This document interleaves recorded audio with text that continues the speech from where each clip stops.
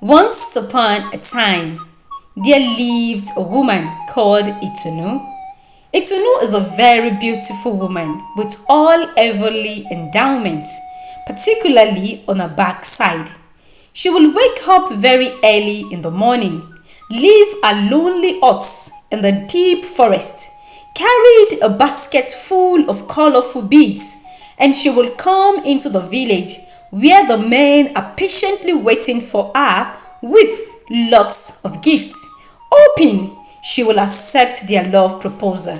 Lined up, they will go in one by one with their gifts, doing nothing all day, as not a single one of them will go to farm, for Itunu is their center of attraction. So therefore, they will gaze and look at her all day. But when the sun sets in, Itunu will carry a basket of beads, and quickly she will rush back into the forest. For there, she will remove all the beads from her body, including the final one, the bead on her neck. At that moment, Itunu will shed her beautifully endowed body and become an old woman full of wrinkles, flappy body, and saggy skin.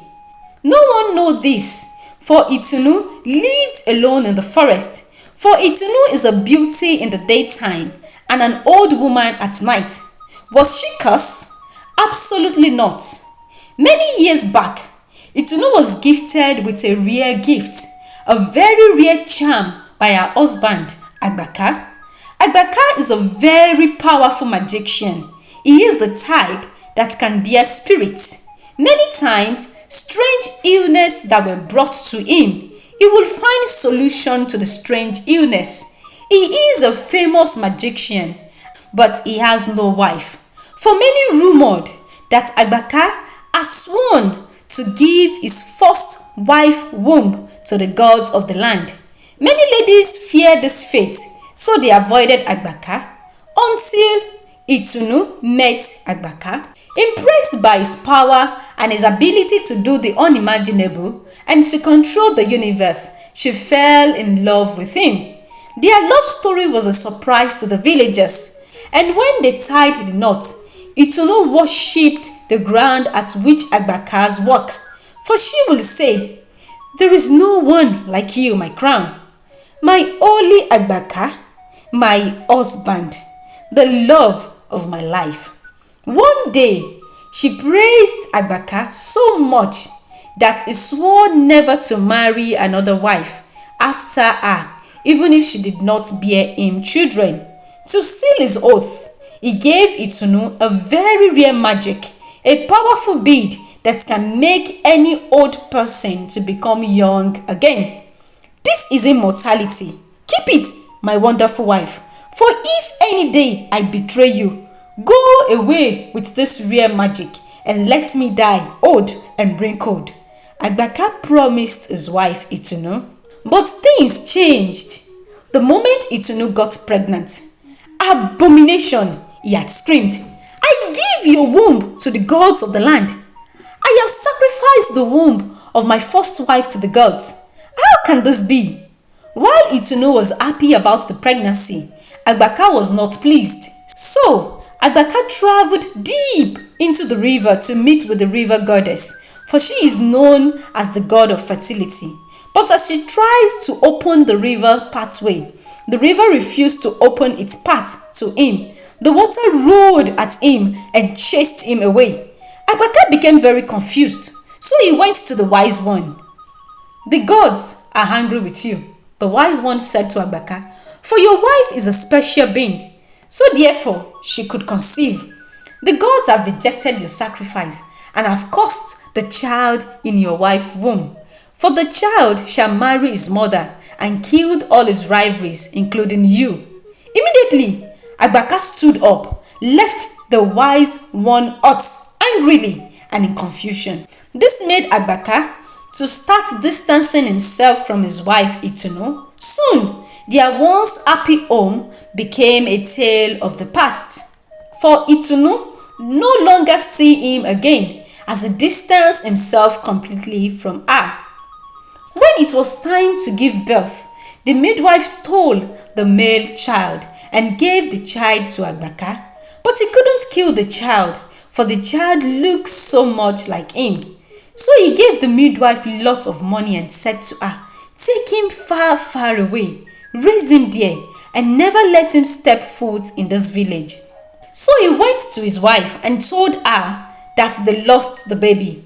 Itunu cried bitterly, but there was no one to console her, for Agbaka still distanced himself from her. No affection, no love, not even a single care from Agbaka to Itunu. So Itunu felt abandoned and neglected, for she would cry painfully alone in her room. Soon, Agbaka brought home another wife, Ayomade.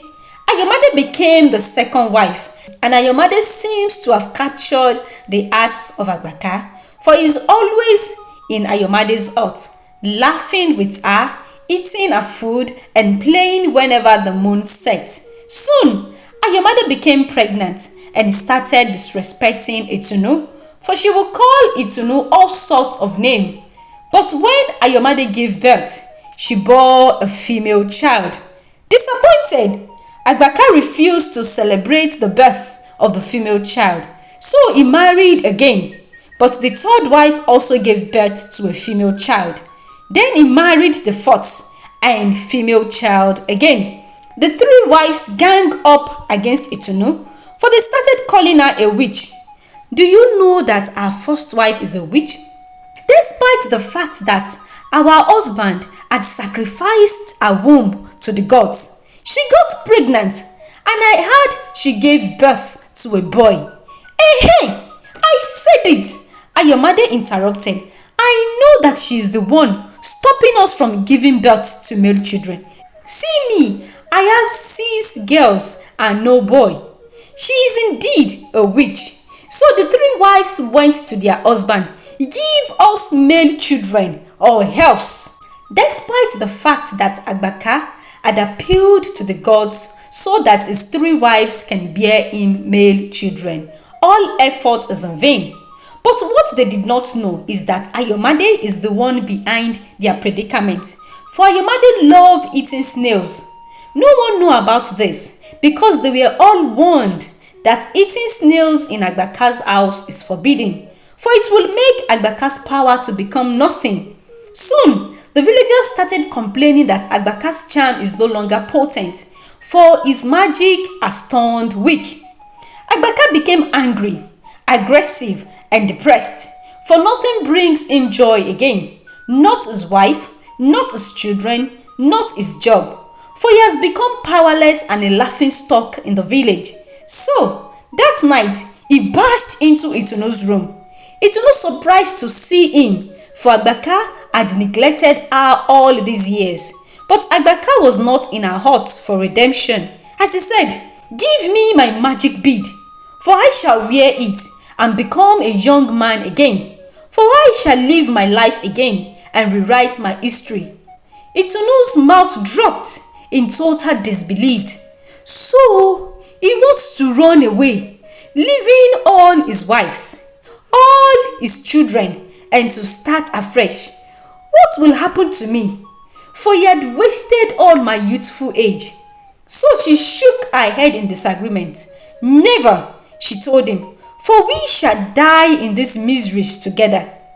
"Woman, give me my magic beads." But Itunu refused. How can Agbaka be this heartless? How can he be this irresponsible? What will happen to all of them?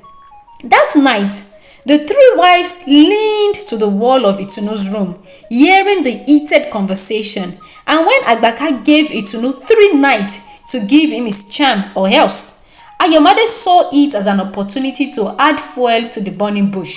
For Ayomade said to herself, "I shall use this opportunity and chase Itunu away once and for all."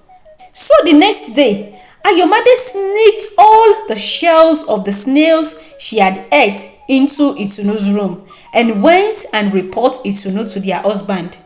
For Ayomade said, "Itunu, your first wife is the cause of you becoming powerless." While Agbaka became furious, Ayomade smirked at herself. Agbaka, in rage, picked a long stick and rushed to Itunu's room. But Itunu had fled, running as far as her legs could carry her. Carrying only the magic beads in her possession, she ran, going further into the deep forest and hoping never to return again to Agbaka. And that was what broke the camel's back. And that is how the story of Agbaka and Itunu came to an end. For Itunu lived the remaining of her life hiding away from her husband's wrath. One day, as Itunu passed through the river in the deep forest, she saw a reflection, and for the first time, she stopped to see that all her hairs had turned grey. "What a wasted life," she said to herself. "Despite how I loved Agbaka, but he is a selfish man." She got home that night, picked the bead, and for the first time, she wished that life give her a second chance to get back all the affection, love, and attention denied to her by her husband. So she put on the magic bead. At that moment, she transformed into a young and beautiful lady, graceful and well curved, created with all perfections. So the young men in the village became enchanted by her beauty, ignoring all the other single ladies in the village.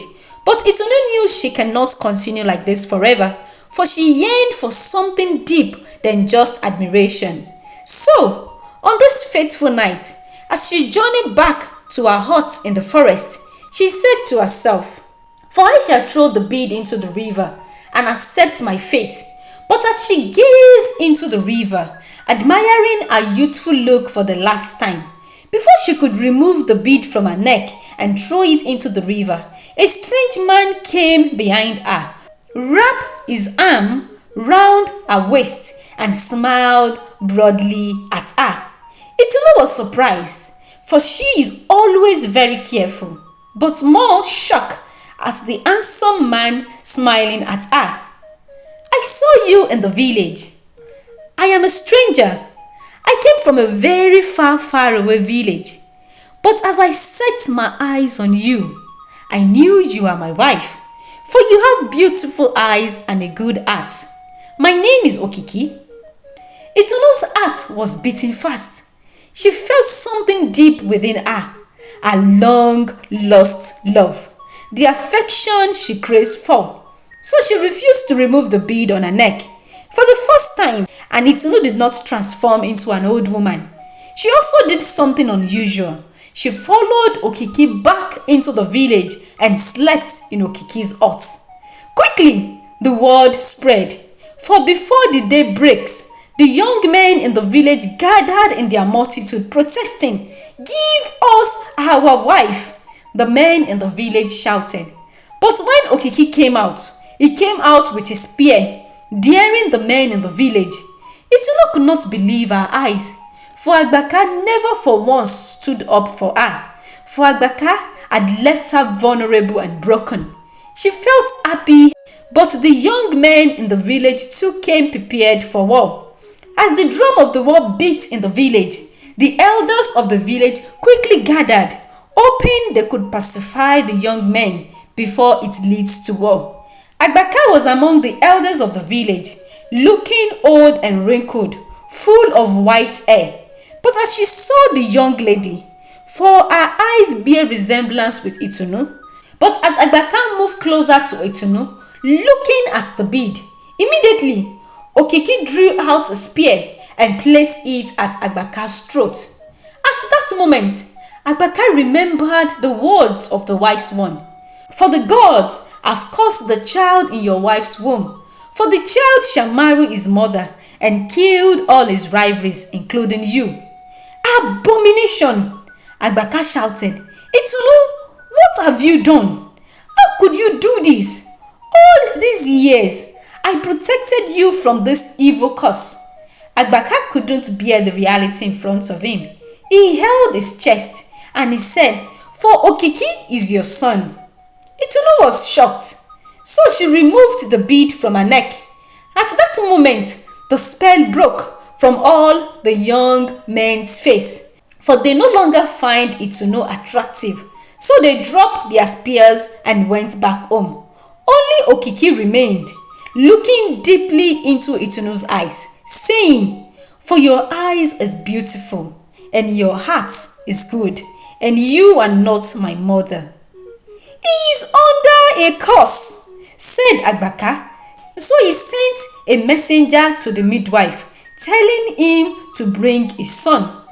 Days passed, and as Itunu and Agbaka waited for the arrival of the midwife and her son, she couldn't believe how unfair Agbaka had been to her, for he hid her son away all these years. Agbaka did not even apologize to Itunu, for he sat there, coughing and shaking his head. No remorse, no apology. Finally, the midwife came with her son, for he looked so much like Agbaka. Agbaka wept, and at that moment, he couldn't understand the mixed-up. "Okiki is not my son. My son is well brought up by the midwife and also well behaved." What Agbaka did not know is that on the day he had went to the wise one, he did not allow the wise one to finish his word before he stood up and left angrily. For the wise one wanted to tell him that, "But because your wife is a special being, the child in her womb is protected from the curse of the gods, just the way your wife Itunu was protected from your sacrifice to the gods of the land. No evil or curse can befall Itunu or her son." Agbaka bit his lips, realizing that he was the one who had ruined his once happy family. For he is a selfish man. How can he have claimed he loved his wife and yet sacrificed her womb to the gods?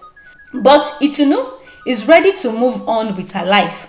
She looked at her son and bid him farewell. For now, all she wants is a second chance in life. She cut the beads into two and make two and beads out of it. She wore one for Okiki, wore the second bead on her wrist. She transformed back into a young and beautiful lady and said to Okiki, "Let us live in love forever. And if immortality gets boring, let us break the beads and die together. Till death do us part."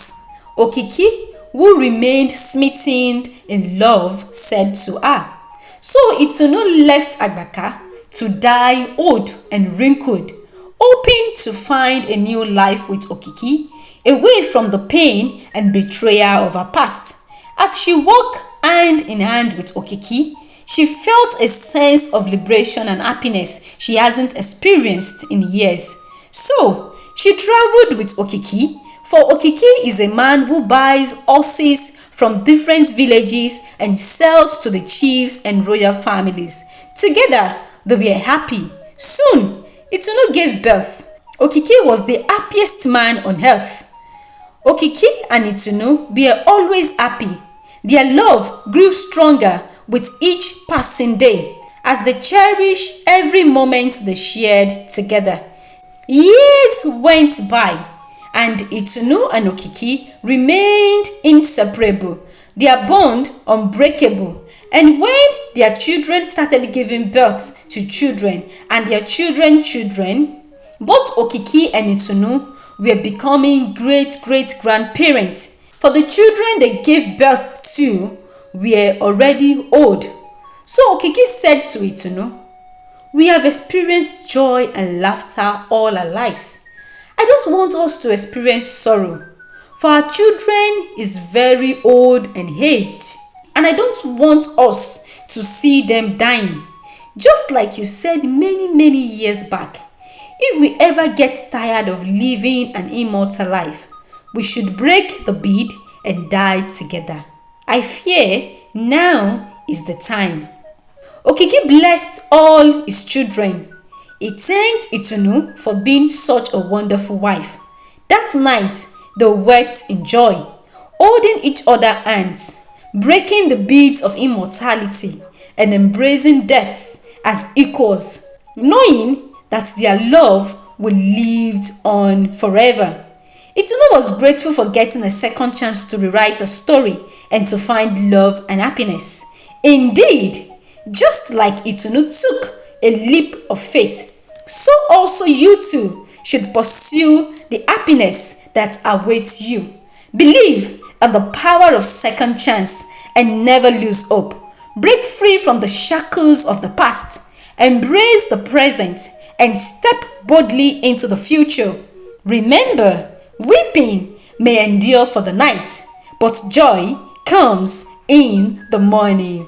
The end.